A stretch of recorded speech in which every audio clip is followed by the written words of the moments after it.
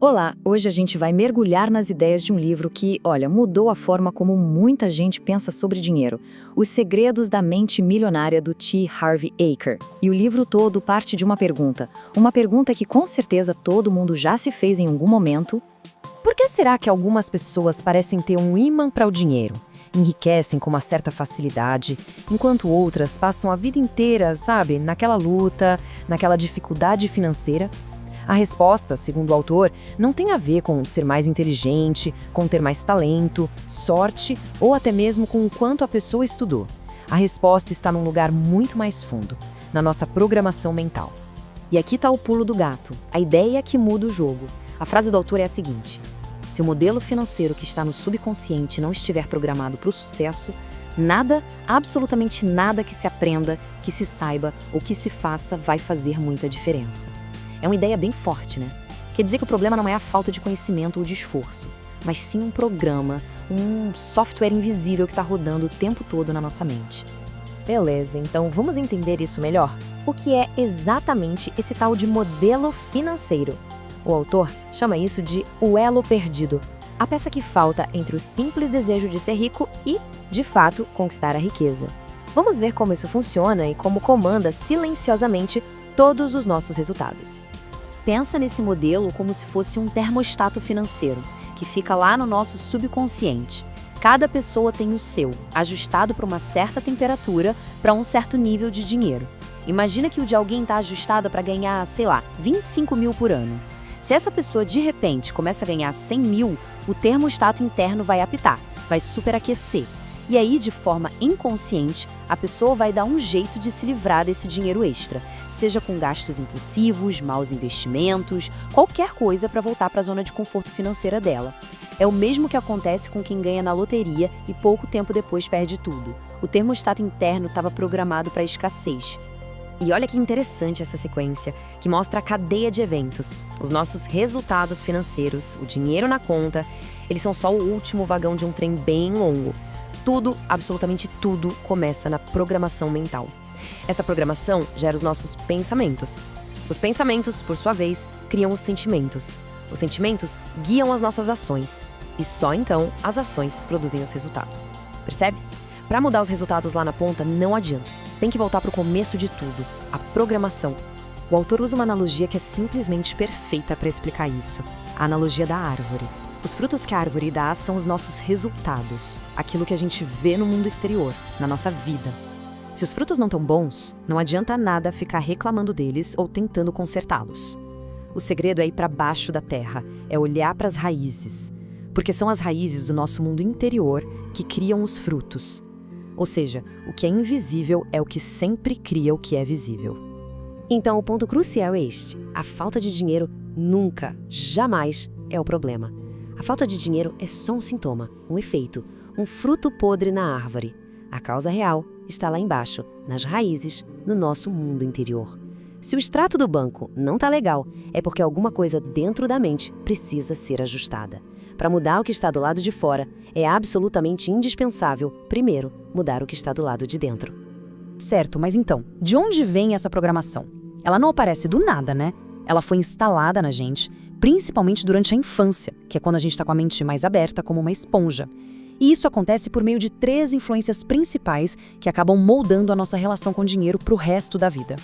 Basicamente, a gente é condicionado de 3 maneiras. A primeira é a programação verbal, tudo que a gente ouvia sobre dinheiro quando era criança. A segunda são os exemplos, o que a gente via os nossos pais ou outras figuras de autoridade fazendo com o dinheiro. E a terceira, que é bem forte, são os episódios específicos. Alguma experiência muito marcante, com uma carga emocional muito grande que a gente viveu. Vamos pensar um pouco nessas frases. Dinheiro é a raiz de todo mal. Pessoas ricas são gananciosas. Ou aquele clássico, isso não é pra gente, não temos dinheiro pra isso. Quando a gente ouve isso sem parar na infância, essas frases não são filtradas pela nossa mente crítica. Elas entram direto no subconsciente e se transformam na nossa regra, na regra que vai governar a nossa vida financeira quando a gente for adulto. E olha só que exemplo impressionante para ilustrar isso. A história do Stephen. Ele ganhava mais de $800 mil por ano, mas vivia quebrado, sempre sem dinheiro. E por quê? porque a mãe dele sempre dizia: ricos são gananciosos. Então lá no subconsciente dele, a conta era simples. Se eu for rico, eu vou ser ganancioso. Se eu for ganancioso, eu vou ser uma pessoa má e minha mãe não vai gostar de mim.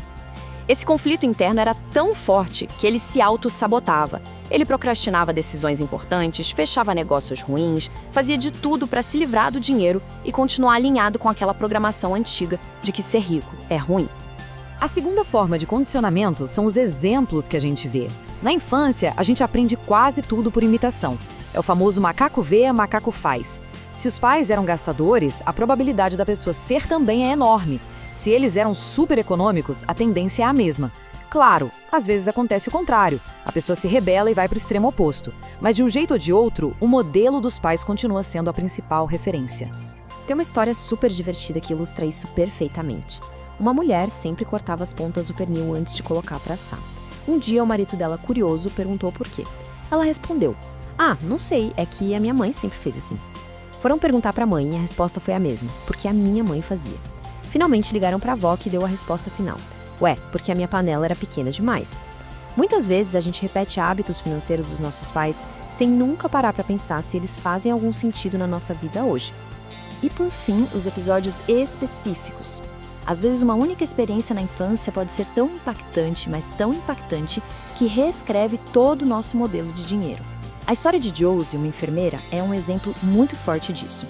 Quando ela tinha 11 anos, ela viu os pais tendo uma briga horrível por causa de dinheiro. No meio da discussão, o pai dela teve um ataque cardíaco fulminante e morreu ali na frente dela. A partir daquele dia, a mente dela criou uma ligação direta, uma equação terrível. Dinheiro é igual a dor. Essa memória ficou tão gravada que, por anos, de forma inconsciente, ela se livrava de todo o dinheiro que ganhava para evitar aquela dor insuportável que o dinheiro representava para ela. Ok, depois de ouvir tudo isso, pode parecer um beco sem saída, né? Mas calma. A melhor notícia é que nenhuma dessas programações precisa ser permanente. Pensa que a mente é como um computador. É totalmente possível desinstalar esses arquivos mentais que nos limitam e instalar novos, que nos fortalecem e nos levam para frente. O ponto de partida, o primeiro passo, é entender isso aqui. A gente não é a nossa programação. Essas crenças sobre dinheiro não definem quem uma pessoa é. Elas são só uma programação antiga, um software que foi instalado lá atrás, muitas vezes sem a nossa permissão. A partir do momento em que a gente percebe isso, a gente ganha poder de escolher, de instalar um novo programa, de escolher ser diferente, a partir de hoje. E o livro propõe um processo bem prático, em 4 passos. Primeiro, a conscientização. É simplesmente perceber e admitir que uma crença limitante existe. Segundo, o entendimento. É investigar de onde veio esse pensamento. Terceiro, a dissociação. É reconhecer que esse pensamento não é parte de quem somos. É só um aprendizado antigo que não serve mais. E o passo final, o mais importante, é o recondicionamento. Usar uma declaração poderosa para começar a instalar um novo arquivo mental.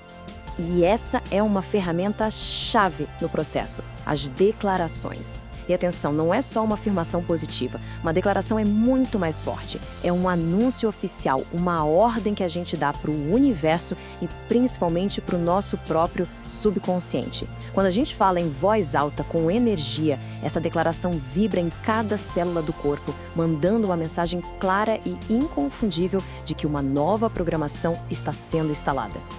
E uma declaração fundamental para começar essa virada de chave é esta: eu tenho uma mente milionária. Dizer isso com convicção, com sentimento, todos os dias, é um comando direto para o subconsciente começar a jogar fora os padrões antigos de escassez e começar a adotar os padrões de pensamento e de comportamento que levam à prosperidade. E assim, a reflexão que fica é essa: qual é a programação sobre dinheiro que está rodando aí dentro agora, baseada em tudo que foi ouvido, visto e vivido no passado? E mais importante ainda, qual será a nova escolha a partir de agora? Porque a verdadeira mudança não começa com mais informação, mas sim com a decisão consciente de adotar uma nova mentalidade, que finalmente vai levar ao sucesso financeiro que se busca.